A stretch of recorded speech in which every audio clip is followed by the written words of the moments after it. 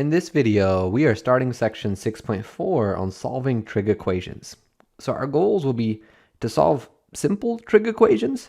Those are things where I have sine of theta equals something, or maybe cosine of theta or tangent of theta equals just some number.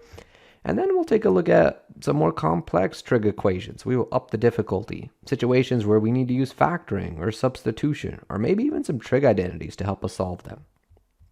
All right, so in this video, we are going to do an introduction to trig equations. So we'll start off with a simpler example.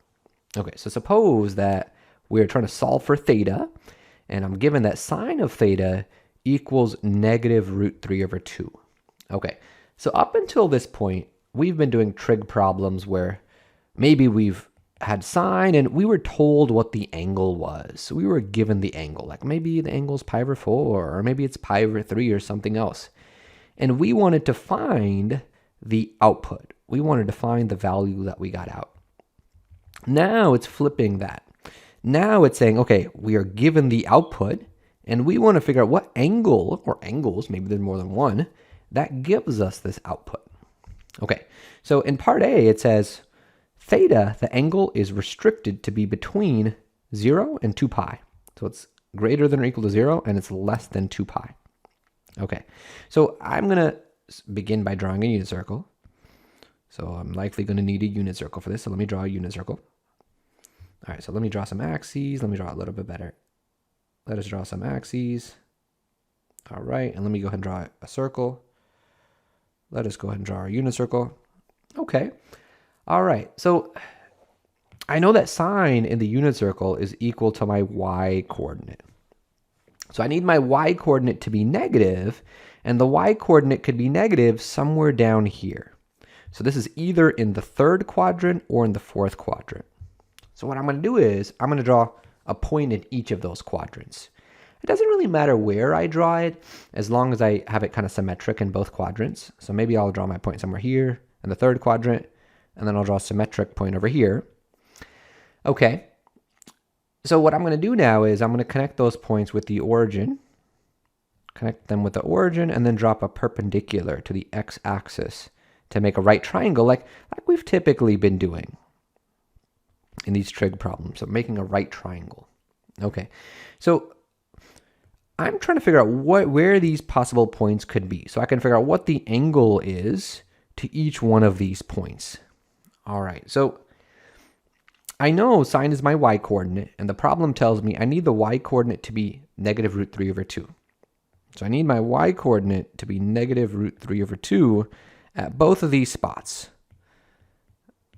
Okay, so if I have my unit circle memorized, we might know what these other coordinates are real quick and what the angle is at these points really quick. So as we go through this more and more day by day, we want to get closer to having that unit circle memorized because it'll drastically speed this process up for us. But let's say I didn't have the unit circle memorized. How could I use my knowledge of right triangles to get the coordinates and to figure out what the angle is? Well, I know the y value, so let's label that. So that is the vertical length in my right triangle. So negative root 3 over 2, that's my vertical length. Same thing over here, negative root 3 over 2. And it's a unit circle, so I know the hypotenuse is 1. This radius is 1. Okay, and at this point, I do need to remember stuff about, well, what triangle is this? Where do I remember seeing a 1 for the hypotenuse and root 3 over 2 for one of the legs? It's in a 30, 60, 90 triangle. Remember where this is the 60-degree angle, opposite the root 3 over 2. So similarly, this is 60 degrees. And that means the 30 degrees would be over here, 30 degrees and 30 degrees. And then if I remember what my other side is in my 30, 60, 90, the other side is 1/2. Okay, because it's the hypotenuse once I divide it by 2. Okay, so similarly, this side would be 1/2, except I'm going to put a negative in front of it because the x-coordinate over here would be negative, whereas the x-coordinate for this point would be positive. Okay, so all right, so I got this x-coordinate is negative 1/2, whereas this x-coordinate is positive, so I won't even write the positive, I'll just write 1/2. Okay, so all I needed to know there was just my 30, 60, 90 relationships. So now how can I leverage that to get the rest of this, figure out what these angles are? So I know this is a 60-degree angle. So that 60 degrees going from the starting point all the way around here is 180 plus 60. When 180 plus 60 is 240. This is at the 240 degree mark. Okay, and then, well, what is it here? This would be one full way around, which is 360. And then I got to go back 60. So 360 minus 60, that's at the 300 degree mark. 300 degree. Okay. In all the problems I'm going to give you either on homework or on our assessments, I'm always going to ask you to tell me the angle in radians. It's going to be practice for us for calculus, because in calculus, you're always going to be using radians. You won't really be using degrees. Okay, so remember that 240 is 4 pi over 3 in radians. And then 300, well, that is 5 pi over 3. Okay, so these are the two spots on the unit circle when my angle is between 0 and 2 pi. Because remember, 0 starts here. And if I go one full time around, I get to 2 pi. And then doing that, going around, I encounter this angle as an answer. And then I also encounter this angle as an answer before I make it to the 2 pi mark. Okay, so my theta here in part A could be 4 pi over 3 or 5 pi over 3. Okay, so notice I was able to get this without having the unit circle memorized. I just had to know my 30, 60, 90. Okay, if I did have the unit circle memorized, of course, it would have been much quicker, because if I recalled in my unit circle, where are the y values? Negative root 3 over 2. If I scroll up to our unit circle, where's the y value? Negative root 3 over 2. Well, it happens here. Notice that's at 4 pi over 3, and over here at 5 pi over 3. So that would have made knowing those angles way more quick. Okay, so we are building up to getting that unit circle memorized. Each day you want to practice it and see if you can get it closer to memorized. It'll drastically speed up your work in these problems. Okay, all right, so part B now asks, well, what if I change the range on these angles? So what if I say that theta is now between negative pi over 2 and 3 pi over 2? Okay, so I still want sine of theta to be equal to this, but what if I'm limiting myself to a different, section, a different range for what theta could be? Okay, so I'm going to draw my unit circle again. I'm going to draw my unit circle. I'm going to draw my axes. And I'm going to draw my circle. Okay, and I still need the y value to be this. So I still need the y value to be that negative root 3 over 2. So it's still these same points I had, where the y coordinate is negative root 3 over 2. The y coordinate is negative root 3 over 2. The y coordinate is negative root 3 over 2. Okay, if I was drawing this a little bit more to scale, I think the 60-degree angle would probably put this point a little bit lower. And same thing with this one. I think I'd probably put it a little bit lower. But let's say I'm working with this just as it is drawn. Okay. All right, so we know from before that this is negative 1/2 and this is positive 1/2. Okay, and I'll connect them with the origin as I had before. Okay, and I know that this is 60 degrees. And I know this is 60 degrees. Okay, so I know that this point is at the 4 pi over 3 mark. And I know this point is the 5 pi over 3 mark. All right, but now what if theta is limited to starting at negative pi over 2 and ending at positive 3 pi over 2? So where's negative pi over 2? Negative pi over 2 is at negative 90. That would be here. I go 90 degrees clockwise to get to a negative angle. So negative pi over 2. Okay, so I'm going to be starting at negative pi over 2. Then I'm going to make my angle bigger and bigger and bigger. Once I get here, I get to the 0. I get to angle 0. And then I'll keep going. Positive pi over 2 is up here. I keep going. And then this angle over here is pi. And if I keep going, 3 pi over 2 is at the same spot as negative pi over 2. So negative pi over 2 and 3 pi over 2 are at the same spot, which is down here on the unit circle. Okay, so now my starting point and my ending point on the unit circle for this restriction on theta is just a little different. So, well, how does that change things? Well, if theta starts at negative pi over 2 and I start getting bigger, Well, I first encounter one answer here, but I haven't made it to 0. Oops, sorry. I haven't made it to 0 yet, which means when I encounter this point, I need to know what this point is as a negative angle. So as a negative angle, I would be going 60 degrees in the negative direction, and that would make this be negative pi over 3. So negative pi over 3. Awesome. And then I keep going past 0. Now I'm at positive angles. Past 0, past 0, past 0. I'm at positive angles. So when I encounter this point, well, that is still going to be 4 pi over 3, like it was before, because it is a positive angle now. So I'll get 4 pi over 3, and I'll get negative pi over 3. Okay. So in part B, my theta, let me separate this out a little bit. In part B, my theta could be negative pi over 3 and 4 pi over 3. Okay, so if I limit myself to a different range of values for theta, the angle that works might be a little bit different. In this case, I had negative pi over 3 as one of my angles. Okay, what about if I change that range of what theta can be to be from 0 to 4 pi? Okay, so 0, I know where 0 is. It's right here. And if I go one full time around the unit circle, well, that puts me at 2 pi. 2 pi is at the same spot as 0. If I go another full time around the unit circle, well, that puts me at 4 pi. I go another 2 pi. Okay, so we are going around twice.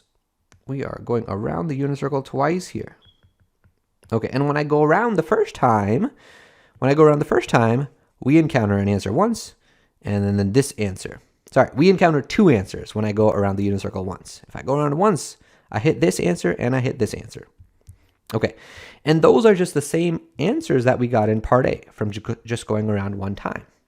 So we are getting the answer 4 pi over 3, 4 pi over 3, as well as 5 pi over 3 from just going around once. Then I'm going to go around the second time. When I go around the second time, I'm encountering this answer and I'm encountering that answer. But what are those as angles now? Well, those angles are going to be, I got to take the 4 pi over 3, and if I go one full time around, I got to add 2 pi to it. So I'm going to get 4 pi over 3, and I add 2 pi to it. Okay. All right. And if I do that, I get a common denominator. I'll get 4 pi over 3 plus 6 pi over 3, which is 10 pi over 3. Okay, so I'm going to do the same thing to the other angle. The other angle was 5 pi over 3. Okay, so with the 5 pi over 3, I'm also going to add 2 pi. And if I get a common denominator and add those, that's 11 pi over 3. So 11 pi over 3, well, that is also at this spot. Okay, so I'm getting the answers 10 pi over 3 and 11 pi over 3 if I go around the unit circle one more time. So notice that's the first 2 angles I had, but I'm adding 2 pi to each of them because now I'm going around the unit circle twice. Okay, so I got 4 answers here when I ran around the unit circle twice. Okay, part D now, the final part of the problem, is, well, what if there are no restrictions on theta? What if theta is allowed to be anything? Well, then I could go around the unit circle as many times as we want to. So if I run around a third time, well, I would encounter this answer and this answer. So then I would have 6 total answers rather than just 4. Okay, so let me start to list some of my answers. So, we got theta equals, we had 4 pi over 3. We also had 5 pi over 3. And then when I went around one time around the unit circle, starting at 4 pi over 3, well, that gave us 4 pi over 3 plus 2 pi if I went around one full time. Okay, if I do that with 5 pi over 3, we get 5 pi over 3 plus 2 pi. Okay, and then if I go around another time from where 4 pi over 3 is, instead of just adding 2 pi, I would add 4 pi. So we would get 4 pi over 3, and now we'd add 4 pi to it. Okay, same thing with 5 pi over 3. I get 5 pi over 3 plus 4 pi if I go around 2 times. Okay, and I could keep going like this. So I'll put a dot, dot, dot. If I went around a third time, or sorry, if I went around another time, I think that would be the fourth time, then I'd have plus 6 pi rather than just plus 4 pi. So I could keep going like this forever, infinitely. But not only can I go around the unit circle in this positive direction to get answers, we could also go around the unit circle in the negative direction to get answers. So when I go around the unit circle in the negative direction, instead of taking these values and adding 2 pi to them, if I go around the opposite direction, I would be subtracting 2 pi. So not only do I need to consider the possibility where I add 2 pi and add 4 pi to all of these, I also need to consider the possibility where I subtract 2 pi and subtract 4 pi. Similarly here, also need a minus. So the plus or minus indicates that, wait, I can go around the unit circle in either the positive direction or the negative direction from each of these points to get other angles that work. Okay, so overall, we have an infinite number of answers. But there's a more succinct way to write this. One of the things I notice is that, like, if I look at all of these answers have the form 4 pi over 3 in front, and then I'll have plus 2 pi k, where k is an integer. Okay, because what this is representing is going around the unit circle however many times I want to, whatever k is. So if k was 2, this becomes 4 pi, and that gives me this answer. Or if k was 3, this would become 6 pi, and that would give me the next answer in my list. Okay, so that plus 2 pi k indicates that we are going around the unit circle some number of times, potentially. Okay, and then similarly, I'm going to do that with the 5 pi over 3. I'm going to add plus 2 pi k. So that's indicating I'm adding some multiple of 2 pi. Either I'm adding 2 pi, or I'm adding 4 pi, or maybe I'm adding 0 pi, because that would be the first one. One quick thing I want to ask about this for you to consider is, in each of these, though, I had a plus or minus. But I didn't write plus or minus here. I just wrote plus. And the reason for that is, well, when I said k is an integer, it could be positive or negative, and because of that, that considers both of those cases, where this could be a plus or a minus. So I don't need to write a plus or minus because k could be positive or negative. All right, so if I have no restrictions on theta, and I could go around the unit circle any number of times, I need to write this plus 2 pi k at the end of each one of my answers to indicate, oh, I can go around any number of times. All right, and there we have it. Okay, so I got this more complicated looking equation here. So I got a bunch of parentheses, things, and this whole thing equals 0. But what I notice is that means this thing on the left-hand side is factored for me. I got something times something times something, and that equals 0. Well, for that to be true, either the thing in the first parentheses equals 0, or the thing in the second parentheses equals 0, or the thing in the third parentheses equals 0. So let's consider each of those possibilities. So when I set this first thing equal to 0, when I set my root 2 cosine x minus 1 equal to 0, let's isolate the cosine x. So if I rearrange this, I get cosine x equals 1 divided by root 2. Okay, so I get this, or from setting the second parentheses thing equal to 0, I'll get cotangent of x equals negative root 3. Okay, or from the last parentheses, I get x to the 4 equals 5. Okay, so the last one of these I think is the simplest, so let's go ahead and solve that first. I can fourth root both sides, so that'll give me x on the left. It'll give me the fourth root of 5 on the right. But because I even rooted both sides, I need to put a plus or minus. Okay, nice. For each of these other equations, now it's a lot simpler looking. I got a trig function by itself, and it equals some number on the other side. So I can go to my unit circle for these. So let me draw a unit circle for the first one. So I will draw some axes. Okay, and then let me use that unit circle also for the second one.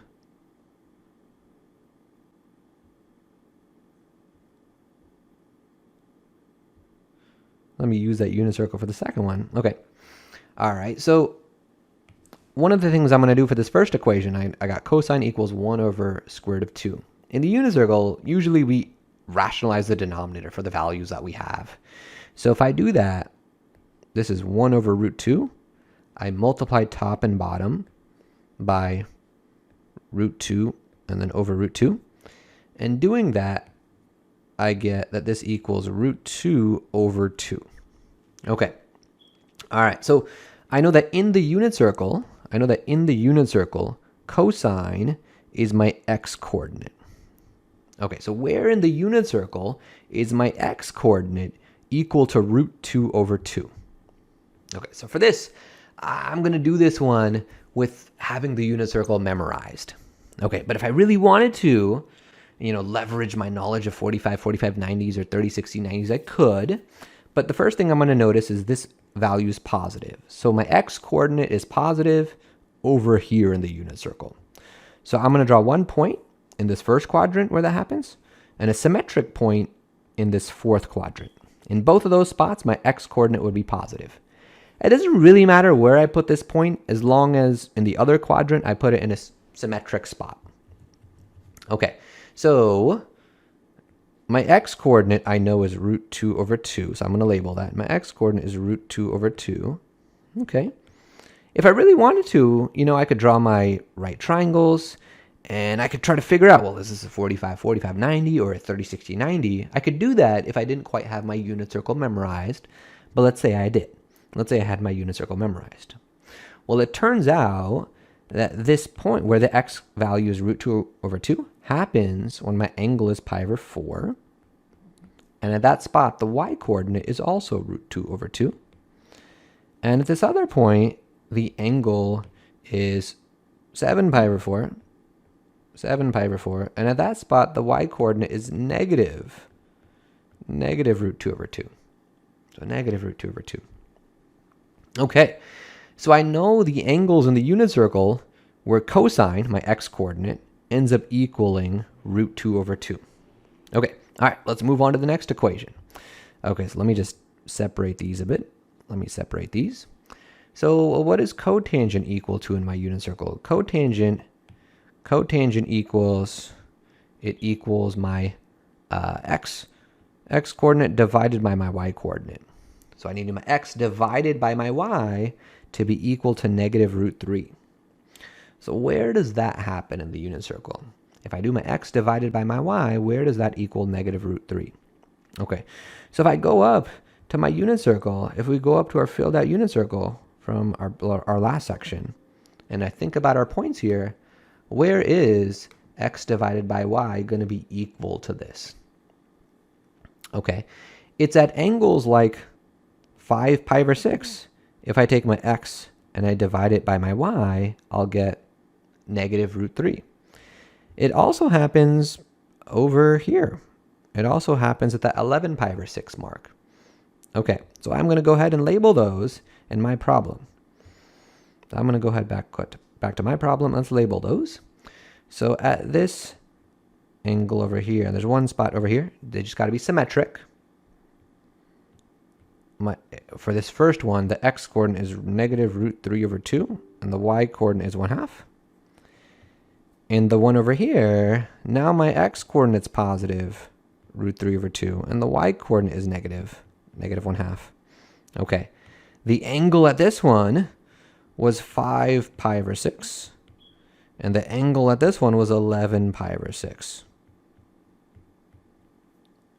Okay, so again, if I didn't have the unit circle memorized, I definitely could have, drawn my right triangles here and labeled the side that I know, and thought about, would it take a 45/45/90 or a 30/60/90 to get the job done? And then try to figure out from there. It's definitely doable like that.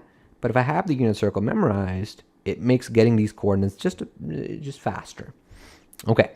All right. So I know where x divided by y equals a negative root 3. Let's just verify it real quick. If I take this x and I divide it by that y, because that's what cotangent is, let's just make sure we get that. So like if I take this coordinate, for example, and I do x over y, x is negative root 3 over 2, and I divide that by y, which is 1/2. So I'll get negative root 3 over 2, and I divide it by a fraction, which means multiply it by the reciprocal. Multiply it by 2 over 1. Okay, now the 2's cancel, and that leaves me with just negative root 3, which is what I wanted. I wanted it to be negative root 3. The same thing will happen if you do this division with this other point. Okay, so I got the angles that work for this first equation. I got the angles that work for the next one.